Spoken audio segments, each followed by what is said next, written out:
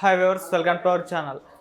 CM Revanth Reddy గారి పైన అనుచిత వ్యాఖ్యలు చేసిన బాల్కా సుమన్ అరెస్ట్ కాబోతున్నారు అటు వార్తలు అయితే వస్తున్నాయి. సో నిన్న ప్రెస్ మీట్ పెట్టి తీవ్రమైన విమర్శలు చేశారు. అందుకు కాంగ్రెస్ నేతలు ఆయన పైన కేసు కూడా నమోదు చేశారు. మరి ఏం జరగబోతుంది, అరెస్ట్ అవుతారా లేదా? సో ఈ అంశం మీద డిస్కస్ చేయడానికి ప్రజెంట్ మనతో పాటు సీనియర్ జర్నలిస్ట్ జగదేవ్ గారు ఉన్నారు. వారితో ఒకసారి డిస్కస్ చేద్దాం. సార్ నమస్కారం. సార్ నమస్తే. సార్, బాల్కా సుమన్ గారు మరి రేవంత్ రెడ్డి గారి పైన ఎటువంటి వ్యాఖ్యలు చేస్తారో మనందరికీ తెలిసిందే. మరి ఇప్పుడు కాంగ్రెస్ నేతలు కూడా ఆయన పైన కేసు నమోదు చేయడం చూస్తున్నాం. మరి ఏం జరగబోతుంది అంటారు? అరెస్ట్ అవుతారా?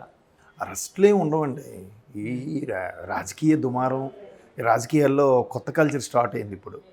ఆల్రెడీ ఆంధ్రాలో చూస్తున్నాంగా, సన్నాసి, 420, యాదవ, ఆడకుండా కోరు, ఏవో నోటికి వచ్చిన మాటలు. అంటే జనాల దృష్టిని తన వైపు మళ్లించుకోవడానికి రాజకీయ నాయకులు వాడే కొత్త రకం పదజాలం అని నా అభిప్రాయం. ఓకే, ఇది అరెస్టులు దాని వరకు వెళ్తుందని, అరెస్ట్ అయినా ఏముంటుంది, తీసుకెళ్తారు, సాయంత్రం వరకు ఉంచుతారు, కూర్చోబెడతారు, బిర్యానీ గట్ట పెడతారు, మళ్ళీ వచ్చేస్తారు, బెయిల్ ఏదో వచ్చిందంటారు. ఇవి సిల్లీ థింగ్స్ ఇవి. ఎందుకంటే అట్లా చిన్న చిన్న వాటికి ప్రభుత్వం కూడా కేసులు గట్రా చేస్తే మిస్యూజ్ అవుతుంది. అయితే బాధ్యత గల ప్రభుత్వం మీద అట్లాంటి వ్యాఖ్యలు చేయకూడదు. ఇప్పుడు ప్రధానమంత్రి మీద కూడా గతంలో కేసీఆర్ గారు కొన్ని రకాల వ్యాఖ్యలు చేశారు. అట్లా అది కరెక్ట్ కాదు. దేశ ప్రధాని పట్టుకొని అలాంటి వ్యాఖ్యలు చేయడం కూడా కరెక్ట్ కాదు. ఇప్పుడు రాష్ట్ర ముఖ్యమంత్రిని పట్టుకొని ఇప్పుడు ఈ బాల్క సుమన్ గారు వ్యాఖ్యలు చేయడం కూడా కరెక్ట్ కాదు. అంటే ఒక రకమైన మైలేజ్ కోసం, ఇమేజ్ కోసం, అంటే నేను మీ ప్రజల పక్షాన ఉన్నాను, మీకోసం నేను ఏదైనా చేస్తాను, ఏ పోరాటమైనా చేయడానికి సిద్ధం. తెలంగాణ పోరాటంలో చాలా చూసాం, ఈ వాటితో పోలిస్తే ఇవి అసలు ఇదే కాదు అనే కొంచెం ఉంటుంది కదా ఫీల్. అట్లాంటి కానీ గవర్నమెంట్ కూడా అంత సిల్లీగా చేయదని నేను అనుకుంటున్నాను. ఎందుకంటే చెప్తున్నాను కదా, సోషల్ మీడియా వచ్చాక ఒకవేళ ఆ వ్యక్తి సదరు ప్రతినిధి ఒకసారి అంటే సోషల్ మీడియాలో 100 సార్లు చూపిస్తున్నారు. ఈవెన్ శాటిలైట్ ఛానల్లో కూడా వాడు వాడు 10 సార్లు రిపీటెడ్గా వేసి చూపిస్తున్నారు.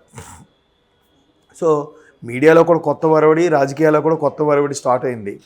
ఆ మీడియాకి కొత్త వరవడితో పాటు సోషల్ మీడియా అనేది ఒక అదనపు అలంకారంలా అయిపోయింది. అది ఒక అడ్వాంటేజబుల్ థింగ్ లాగా యాడ్ అయింది. సో చాలామంది సామాన్యులు కూడా సోషల్ మీడియా ద్వారా ప్రశ్నిస్తున్నారు. సామాన్యులు కూడా సోషల్ మీడియా ద్వారా వాళ్ళ యొక్క విమర్శన ధోరణిని ప్రదర్శిస్తున్నారు. నిన్న మొన్న ఒక ఆయన మిత్రుడు ఒకడు స్టేటస్ పెట్టాడు, డైరెక్ట్గా అనకూడని పదమే పెట్టాడు. అంటే ఆయనకి ఎవరైతే ఆ సదరు మంత్రో, ముఖ్యమంత్రో, నాయకుడు ఎవరైతే నచ్చలేదో ఆ నాయకుడిని అనకూడని పదం పెట్టి కూడా ఇటువంటి వాడు నాయకుడా, మా దౌర్భాగ్యం కాపోతని పెట్టాడు. అంటే సోషల్ మీడియా పోస్ట్ అనేది వాక్ స్వాతంత్రం హక్కుకి పరాకాష్ఠగా మారింది. ఎవడేమైనా అనొచ్చు, ఎవడేదన్నా తిట్టచ్చు, అట్లా అయిపోయింది. సో అరెస్ట్లో వాటి మీద కూడా సీరియస్నెస్ ఉండట్లేదు. ఒకవేళ అరెస్ట్ అయ్యారు, కేసు నమోదు చేశారు, ఎఫ్ఐఆర్ చేశారు అనుకుందాం, ఎప్పుడు తేలుతుంది? అది ఉన్న పెండింగ్ కేసులే బోర్డు ఉన్నాయి. వాయిదా ఫైన్ డే అలా అనడం నేరమే కదా, తప్పు కదా, సరే ఎంత జరిమానా కట్టండి, అయిపోయింది. ఆ జరిమానాలు కూడా మీరు గమనిస్తే ఒకప్పుడు, ఇప్పుడు చూసావా, మాకు అది దక్కితే అదే 10,000 అని అంటారు. ఇప్పటికీ అదే సామెత వాడతారు. 10,000 అంటే ఆ రోజుల్లో 1 మిలియన్ క్రోర్స్ ఏమో నాకు తెలిసి దాని వాల్యూ. అంటే వెల కట్టలేము, ఎందుకంటే కొన్నిటికి వెల కట్టలేము. అలాంటిది అప్పుడులో 10,000 అంటే గొప్ప. 100 రూపాయల నోటే ఒకటి చూసేవాడు కాదంట. అట్లాంటిది మాకు అదే 10,000 రా అని అంటారు. అది సామెత. అలాగా కోర్టులో కూడా ఇప్పటికీ 500, 1000 రూపాయల జరిమానాలు ఉన్నాయంట. ఒకప్పుడు కరెన్సీ, ఒకప్పుడు మనీ వాల్యూ ఎంత ఉండదో దాన్నే ఇంకా కొనసాగిస్తున్నారు. ఇప్పుడు పెంచాలి కదా, పెంచట్లేదు. పెంచినా కూడా అలాంటి నాయకులకి ఏముంది, 1,00,000 రూపాయలు కట్టాలన్నా ఈజీగా ఏముంది, ఒక దావత్ ఇచ్చినట్టుగా ఒక ఈవినింగ్ పార్టీకి అయిన ఖర్చులాగా సరే 1,00,000 రూపాయలు కడుతున్నారు, వచ్చేస్తున్నారు. అది జరిమానా అవని, పూచీకత్తు అవని, అదే బెయిల్ అవని, ఏదవని కదా. కాబట్టి అరెస్టులు ఇవన్నీ కూడా రాజకీయాల్లో సహజం. దాన్ని కాంగ్రెస్ అలాగ అరెస్ట్ చేసి ఆయన్ని పెద్ద హీరో చేయాలని కాంగ్రెస్ అనుకోవట్లేదని నేను అనుకుంటున్నాను.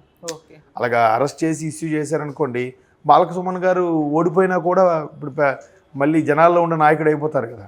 అది కాంగ్రెస్కి ఇష్టం లేదు, హైప్ చేయదు. కాంగ్రెస్ అంతా కేసీఆర్ గారు ఆ స్థాయి వ్యక్తులతో ఢీ కొడతారు తప్ప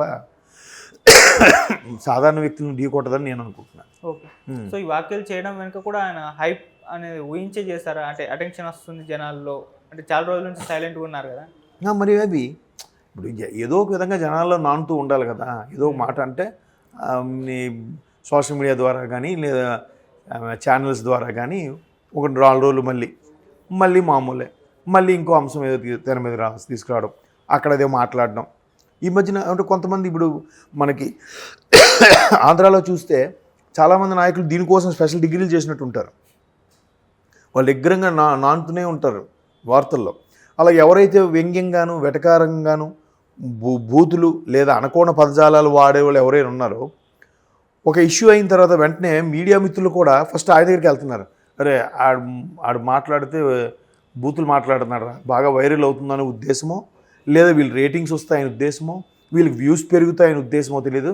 ముందు వాడి దగ్గరికి వెళ్ళి వాడేం రెస్పాండ్ అవ్వకపోయినా, సార్ ఇట్లా స్పందించారు కదా ముఖ్యమంత్రి గారు లేదా మంత్రి గారు, మీ అభిప్రాయం ఏంటి అంటే వెంటనే ఆడు మళ్ళీ బూత్ పురాణం ఎత్తుకుంటాడు.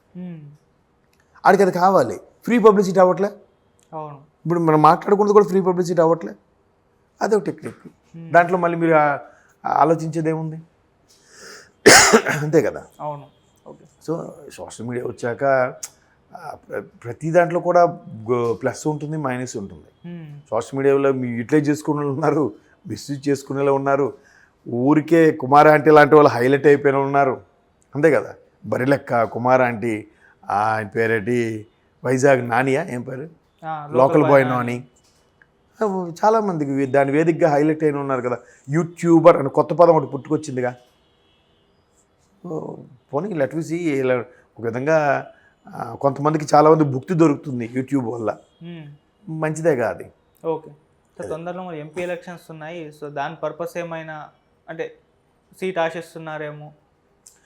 అదే కదా. ఇప్పుడు అలాంటి మాట్లాడడం వల్ల అధిష్టానం దృష్టి వాళ్ళ మీద పడుతుంది, కేసీఆర్ గారి దృష్టి పడుతుంది. పడితే రేవంత్ రెడ్డికి సరైనోడు బాలకృష్ణ అని అనుకోవాలి. ఓకే. మాటకి మాట, ధాటికి ధాటికి చూపిస్తే కదా నాయకులు అవుతారు. ఇంతకుముందు రేవంత్ రెడ్డి గారు కూడా ప్రతిపక్షం నుండి అలాగే మాట్లాడారు కదా. అరే కేసీఆర్ గారికి సరైన మాట సమాధానం చెప్పారు రేవంత్ రెడ్డి గారు అని అనుకున్నారుగా. సో ఈయన అలాగే ఎక్స్పెక్ట్ చేస్తున్నారేమో. ఓకే. ఏది రాజకీయాల్లో ఏ చిన్న మైలేజ్ దొరికినా వదులుకోరండి, ఏ చిన్న ఛాన్స్ దొరికినా వదిలిపెట్టుకోరు. ఏదో ఒక మైలేజ్ రావాలి, ఫ్రీగా వస్తుంది, కావాల్సింది అదే. వార్తల్లో నిలబడుతూ ఉండాలి, జనాల్లో తెలుస్తూ ఉండాలి. లేకపోతే ఇన్ని రోజులు వీడు ఏమైపోయాడురా, ఈ నాయకుడు ఎక్కడికి వెళ్ళిపోయాడు అని అనిపించుకోకూడదు. అవును. అన్న ఉన్నాడు రా, మన అన్న మాట్లాడతాడు రా, ఏదైనా అన్న మాట్లాడితే అవతల నోరు మూసేయాల్సిందంట అనే పొగడ్త కోసం ప్రయత్నిస్తుంటారు ఎవరైనా. మేబీ దాన్ని మైలేజ్గా డైవర్ట్ చేసుకొని లోక్సభ ఇప్పుడు ఎలాగ అసెంబ్లీ ఓడిపోయారు కాబట్టి నెక్స్ట్ లోక్సభకు ట్రై చేశారు అనుకోండి. అదే గెలిచినా ఓడినా లోక్సభ స్థాయి అభ్యర్థి అంటే ఆ క్రేజ్ వేరు కదా. కనీసం 6-7 అసెంబ్లీ నియోజకవర్గాలకి నాయకుడు కదా. వాళ్ళ దృక్పథం వేరే ఉంటుంది, మనకు అంతుపట్టదు అది ఒక్కోసారి. ఓకే. అది